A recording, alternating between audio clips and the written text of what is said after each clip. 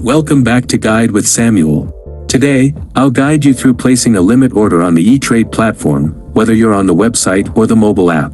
First, log into your ETRADE account.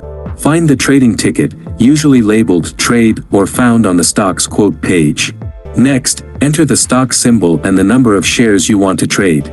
Then, in the Order Type drop-down menu, select Limit. A new field for Limit Price will appear.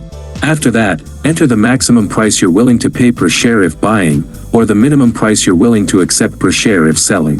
Finally, choose your duration, e.g., day, for an order that cancels at market close, or good till canceled. Review your order and click Preview Order. Confirm all details are correct and then click Place Order. Your limit order is now sent to the market and will execute if your price conditions are met. Using limit orders gives you precise control over your entry and exit points. If this tutorial helped you take control of your trades, please like and subscribe. Thank you for watching.